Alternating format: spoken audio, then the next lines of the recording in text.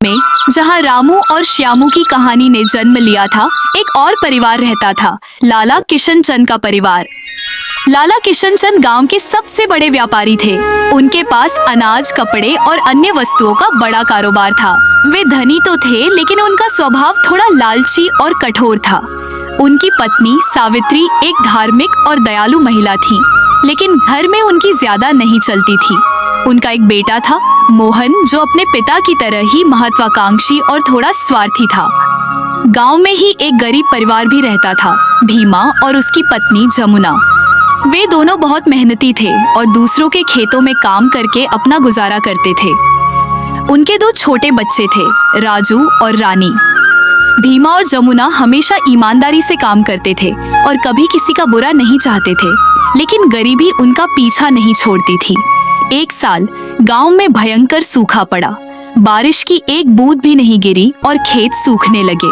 किसानों की फसलें बर्बाद हो गई और लोगों के सामने खाने का संकट। रामू और उसका परिवार भी इस सूखे से बुरी तरह प्रभावित हुआ। लाला किशनचंद के गोदामों में अनाज भरा पड़ा था, लेकिन उन्होंने कीमतें आसमान छूती कर दी। गरीब लोग भूखों मरने लगे, लेकिन लाला किशनचंद को उनकी परवाह नहीं थी। मोहन भी अपने पिता के नक्शे कदम पर चल रहा था और इस आपदा को अपनी कमाई का जरिया। भीमा लाला के गोदाम की ओर गया और सोचा, मैं लाला से कुछ अनाज मांग लूं, वे जरूर मुझे दे देंगे। उनके पास बहुत धन है, मुझे थोड़ा अनाज दे ही देंगे। लाला जी, कुछ अनाज दे दीजिए, बच्चे भूखे हैं। घर में जितना भी अनाज था वह सब खत्म हो चुका है। बच्चे भूख के कारण रो रहे हैं। मुझे उनकी यह हालत देखी नहीं जा रही है। अगर आप हमारा कुछ मदद करते तो मैं आपका जीवन भर उपकार मानूंगा, और आपको कभी भी मेरी या मेरे मदद की जरूरत होगी तो मैं आपका हमेशा साथ दूंगा। मुझे तुम्हारी मदद की कोई जरूरत नहीं, और तुम मेरी क्या ही मदद कर सकते हो। अनाज मैं तुम्हें मुफ्त में नहीं दे सकता। पहले तुम्हें यहाँ मजदूरी करनी पड़ेगी, तभी मैं तुम्हें अनाज दे सकता हूँ। मैं अगर मुफ्त में ऐसे ही सबको अनाज बांटा गया तो मेरा कारोबार ऐसे ही खत्म हो जाएगा। दूसरों की भलाई करते रहा तो मैं तुम्हारी तरह दूसरों के सामने अनाज मांगता हुआ देखूंगा। इसलिए अनाज चाहिए तो तुम्हें पहले यहाँ मजदूरी करनी पड़ेगी। पर सरकार, मुझे तो अभी अनाज चाहिए। मेरे बच्चे बहुत भूखे हैं। मैं आपके यहाँ मजदूरी करूंगा, पर आप मुझे थोड़ा सा अनाज अभी दे सकते हैं, जिससे मैं अपने बच्चों का भूख मिटा सकूं। नहीं, मैं नहीं दे सकता हूँ। सावित्री ने चोरी छुपे उन्हें थोड़ा अनाज देने की कोशिश की। मेरे पति का जरा सा व्यापारिक सोच है। वह ज्यादा धर्म कर्म की बात पर विश्वास नहीं करते, पर वह दिल के अच्छे हैं। वह तुम्हारी मदद नहीं कर रहे तो क्या हुआ, मैं तुम्हारी मदद अवश्य करूंगी। यह लो अनाज, तुम इसे मुफ्त में ले जा सकते हो। जानती हूँ यह थोड़ा सा है, तुम्हारे सारे परिवार के लिए नहीं होगा, पर तुम्हारे बच्चों का इससे पेट जरूर भर जाएगा, क्योंकि मैं तुम्हारी इतनी ही मदद कर सकती हूँ।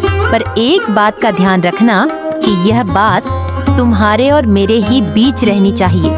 यह बात की खबर न किसी गांव वाले को और न ही मेरे बेटे और पति को चलनी चाहिए। वे लोग मुझ पर बहुत गुस्सा होंगे। ठीक है, अब तुम जा सकते हो।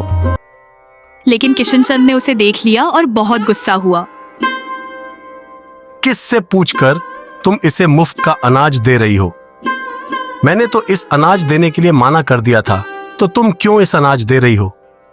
तुम्हारा यह काम नहीं है करना, यह मेरा काम है, और मैं ही तय करूंगा कि किसी अनाज देनी है और कितने की। मैंने इसे पहले भी कहा था, अगर यह यहाँ मजदूरी करेगा तभी मैं इस अनाज दूंगा, वरना नहीं।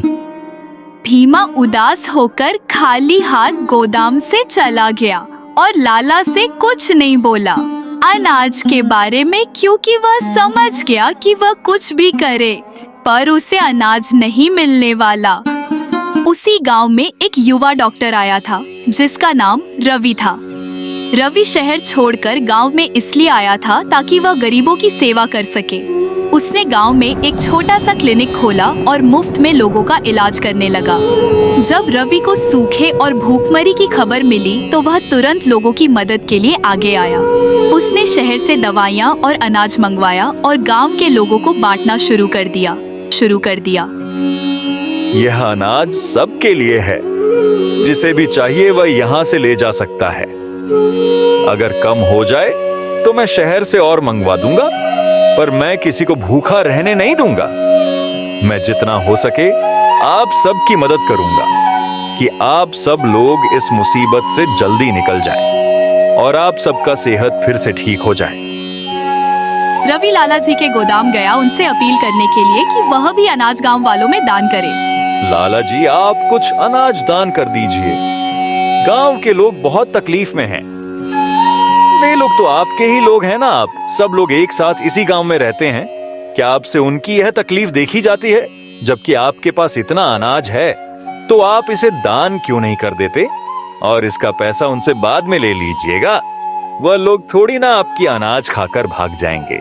अभी पैसा कमाने का समय नहीं है। अभी उनको आपके अनाज की बहुत जरूरत है। बच्चे भूख के कारण रो रहे हैं और आप ये अनाज उनसे ज्यादा दामों में बेच रहे हैं। मुझे नहीं लगता कि आप ठीक कर रहे हैं। मुझे तुम्हारी कोई सलाह की जरूरत नहीं, तो तुम मुझे सलाह देना बंद करो। और मुझे इस बात से कोई फर्क नहीं पड़ता कि तुम्हें क्या ठीक लगता है या गलत। तुम्हारा काम है दूसरों का इलाज करना, न कि मुझे सिखाना कि मुझे कब अनाज मुफ्त में बांटना है और कब ज्यादा दामों में बेचना।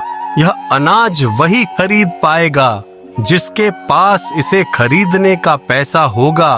तो तुम मुझे ज्ञान देना बंद करो।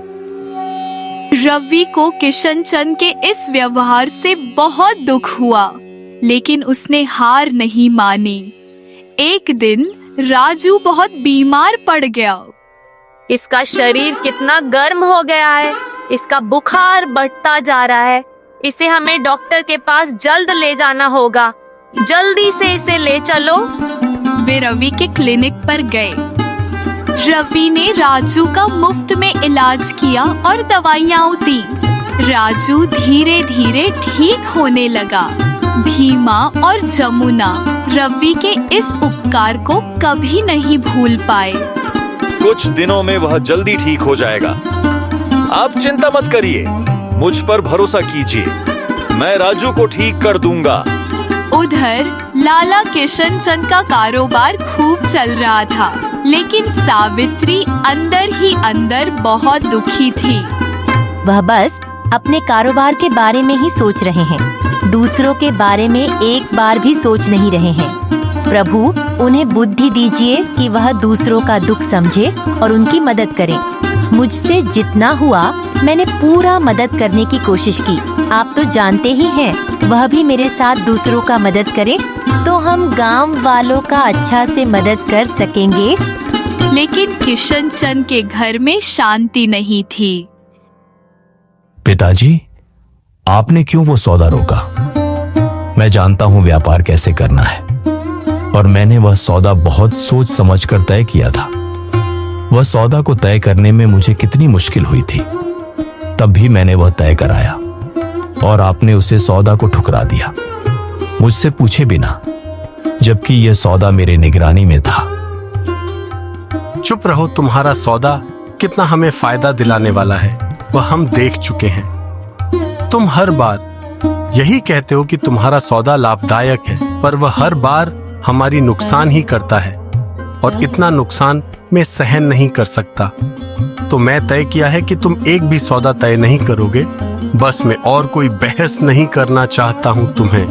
पहले व्यापार करना सीखो, फिर सौदा करो, तब मुझे कोई तकलीफ नहीं होगा। किशन चंद को दिल का दौरा पड़ा और कुछ दिनों बाद उनका निधन हो गया। मोहन अब अकेला पड़ गया। धीरे धीरे सारा धन बर्बाद हो गया। अब मोहन को अपनी गलती का एहसास हुआ। माँ सही कहती थी, हमने कितना अन्याय किया। बेचारे गांव वाला जब उन्हें हमारी जरूरत थी, तब हमने एक बार भी उनकी मदद के बारे में नहीं सोचा और सिर्फ पैसे के लालच में सब कुछ भूलकर सिर्फ व्यापार के बारे में सोचा। ये तक हमने ध्यान नहीं आया कि वह गांव वाले अनाज का कैसे इंतजाम करेंगे। एक दिन मोहन काम की तलाश में रवि के क्लिनिक के पास से गुजर रहा था। मोहन, तुम यहाँ? सब ठीक है? लालजी कैसे हैं? उनसे मिले काफी दिन हो गया। आजकल समय ही नहीं मिलता कि लोगों से मिल पाऊं और कुछ बात कर पाऊं। ऐसे ही दिन बीत रहा है। और तुम बताओ, कैसे हो? सब कुछ ठीक है? डॉक्टर साहब, अब कुछ भी ठीक नहीं है। सब कुछ खो दिया। मेरा सारा कारोबार बर्बाद हो गया। पिताजी की मृत्यु के बाद जब मेरे हाथ कारोबार आया तो मैं उसे सही तरीके से संभाल नहीं पाया और सारा कारोबार नीलाम हो गया। पिताजी ने मुझे कितनी बार बोला कि मैं अच्छे से व्यापार सीखूं फिर करूं, पर मैंने उनकी एक नहीं सुनी और अब देखिए मैं कहां आ गया हूं। रवि ने उसे सहानुभूति से सुना। मोहन, यह सब तुम्हारे कर्मों का फल है। तुम्हारे पिता ने गरीबों का शोषण किया और तुमने भी वही किया। कर्म का चक्र घूमता है। हर किसी को अपने कर्मों का फल भोगना पड़ता है। वह चाहे कितना भी भाग ले, पर कर्म का फल भोगना ही पड़ता है। इससे भाग नहीं सकते। रवि ने मोहन को काम दिलवाया और सही रास्ते पर चलने की सलाह दी। मोहन ने मेहनत से काम करना शुरू किया। धीरे धीरे उसकी हालत सुधरने लगी। उधर भीमा और जमुना अब खुशहाल जीवन जी रहे थे। उनके बच्चे पढ़ लिख कर अच्छे काम करने लगे थे। सावित्री की तबीयत भी सुधर गई और मोहन को देखकर उन्हें संतोष मिला। यह कहानी हमें सिखाती है कि कर्म का फल अवश्य मिलता है। लालच और स्वार्थ क्षणिक सुख दे सकते हैं, लेकिन अंत में दुख का कारण बनते हैं।